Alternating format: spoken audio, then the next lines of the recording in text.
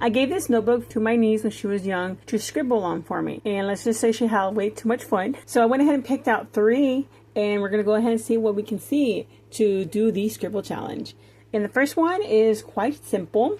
We have one here that looks kind of like a cave, and that's what we're going to go with. And what I did is I took pictures of them and put them into my computer, which I think makes it a lot easier to do this challenge, because I've been wanting to try this challenge for the longest time, but I could never see anything in scribbles. So I thought, you know what, I'm going to let my niece do the scribbling for me, and then that way I can look at the scribbles with a new set of eyes and see what I can finally see. And I think it's good that I waited on this challenge because I improved my visual library, and that's why I was able to do this challenge to begin with. And this one was so much fun. I loved it. It was easy to see that it was, like a cave. There's like a tree probably falling on it or growing on the side. And I mean, you can always expand on it. And it just looks so adorable, tiny. So I can see them side by side. And this one actually influenced the other 2 that I'm going to show you. And now let's go ahead and go on to the second one. And this one I saw like some kind of mountains. But as I was looking at it, I was doing the clouds. I was like, I see more than just a regular mountain. I'm not going to tell you yet what I saw. I'm going to let you get a chance to see if you see what I saw. I'm a big fan of sci-fi movies, so that's going to be a little hint. And as I was doing these mountains, I was like, wait a minute. This looks like it's like has an open mouth, right? It's like a monster, like a kaiju that maybe died, and over the years, vegetation grew around it.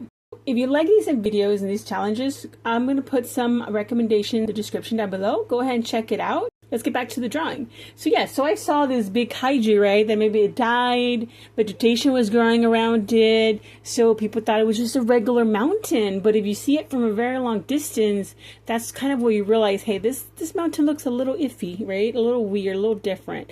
Then I wanted to put like maybe a village that over time was down there in the valley, but because I kept this image very, very portrait style, it didn't look right, so I got rid of it. But I wish I had expanded it to the right so that I could have done the village, but I think at that time I wanted to keep to the scribble as close as possible. So as I was looking at it, I looked at the original scribble and I forgot that this little part here looked like an eye, and then I was drawing it and then I was like, wait a minute, this reminded me of the cave I had just finished. So it's the cave I just did, and it fits so well. So I kind of kept a little bit of the similarities of the first one to hint that there is something in there. Again, it's very reminiscent of Pacific Rim, like the kaijus that are in that movie. It's one of my favorite movies, and also one of my son's favorite movies. So this is what it was influenced by, was kaiju.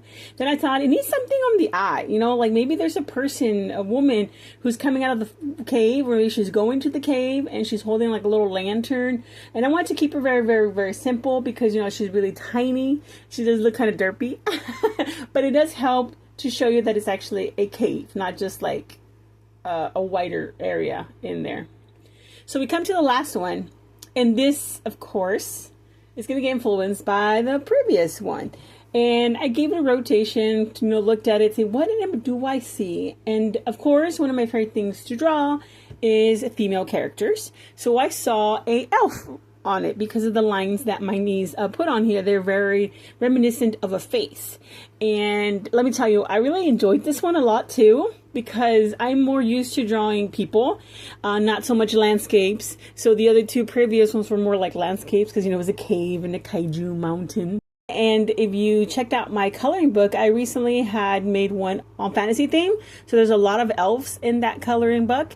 If you haven't checked it out, you want to buy it, try it out, or just look to see what artwork I have on the coloring book, I'll go ahead and put the Amazon listing of it down below in the pinned comment and in the description so you can check it out. I had a lot of fun doing that one, and I'm going to do more coloring books of different themes, so you might want to keep an eye out for that. But coming back to the drawing, I accidentally picked out a gray that looked a little too green, and when I was doing it, I was like, well, now I have to add more green. to the whole thing so you can feel, you know, more cohesive. Because originally I was going to do just grayscale, just like the other two. But I guess maybe my mind wanted to try something different. But I really like that I did actually pick out the green, because this could be maybe the light reflecting that she's holding, you know, onto from the previous one where, you know, there was a little silhouette of a person holding a little lantern. This could be the glow from it. So it fits it perfectly. And here you can see it side by side. Now there is a few lines that I did leave out, like towards her left ear, but I mean it could have easily been more hair detail going on her face.